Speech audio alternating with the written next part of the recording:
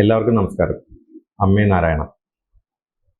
ഈ വർഷത്തെ 2026 മാർച്ച് 2-ാം തീയതി വിശ്വപ്രസിദ്ധമായ മകൻതൊഴൽ ബഹുമാനപ്പെട്ട കൊച്ചിൻ ദേവസ്വം ബോർഡിൻ്റെ നേതൃത്വത്തിൽ ജില്ലാ ഭരണകൂടവും കേരള പോലീസും ക്ഷേത്ര ഉപദേശ സമിതിയും സംയുക്തമായി സഹകരിച്ച് നമ്മുടെ ചോറ്റാനിക്കര അമ്മയുടെ എല്ലാ ഭക്തർക്കും വളരെ ഉചിതമായും സൗകര്യപ്രദമായും വന്ന് തൊഴുന്നതിനും അമ്മയുടെ അനുഗ്രഹം മേടിക്കുന്നതിനും വേണ്ട എല്ലാ മുന്നൊരുക്കങ്ങളും പൂർത്തിയായിക്കൊണ്ടിരിക്കുകയാണ്.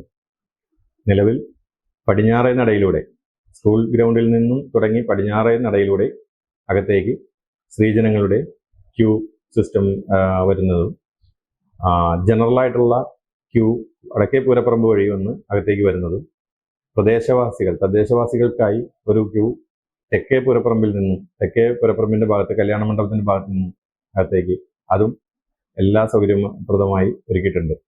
കൂടാതെ വരുന്ന ഭക്തജനങ്ങൾക്ക് വേണ്ട വെള്ളം, കുടിവെള്ളം, അതുപോലെ തന്നെ ലഘുഭക്ഷണം ഉൾപ്പെടെയുള്ള കാര്യങ്ങളെല്ലാം ഒരുക്കിയിട്ടുണ്ട്. കൂടാതെ വളണ്ടിയർമാർ അത് വേണ്ട രീതിയിലെല്ലാം സഹായ സഹകരണങ്ങളും ചെയ്തു വരാമെന്ന് ഏറ്റിട്ടുണ്ട്. അപ്പോൾ അതവരുടെ എല്ലാ സഹായ സഹകരണങ്ങളും നമ്മുടെ കൂടെ ഉണ്ടാവും. ആയത് ഭക്തജനങ്ങൾക്ക് ഉപയോഗപ്പെടുത്താവുന്നതാണ്.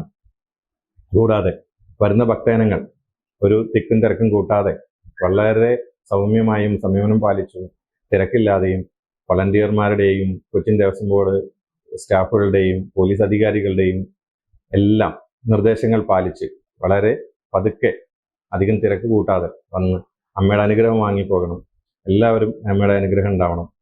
കൂടാതെ വരുന്നവർക്കെല്ലാവർക്കും പ്രാഥമിക ആവശ്യങ്ങൾക്കൊക്കെ ആയിട്ട് സ്കൂൾ ഭാഗത്തും അതുപോലെ മറ്റ് പല സ്ഥലത്തുമായി ബയോ ടോയ്ലറ്റ് സംവിധാനം ഒരുക്കുന്നുണ്ട്. അതും ഭക്തജനങ്ങൾക്ക് പ്രയോജനപ്പെടുത്താവുന്നതാണ്. അപ്പോൾ എല്ലാവരും വന്നിട്ട്, പിന്നെ ഒരു കാര്യം പറയാനുള്ളത് എന്താ വെച്ചാൽ, ഇവിടെ വഴിപാടുകൾ അന്നത്തെ ദിവസം പുഷ്പാഞ്ജലി, അതുപോലെ തന്നെ പറനിറക്കൽ, അതാണ് പ്രധാനം. അപ്പോൾ അതെല്ലാം അന്നത്തെ ദിവസം 2 മണി മുതൽ ചോറ്റാനിക്കര പ്രസിദ്ധമായ മകൻതൊഴൽ 2 മുതൽ 9 വരെയാണെന്ന് എല്ലാവർക്കും അറിയാമല്ലോ.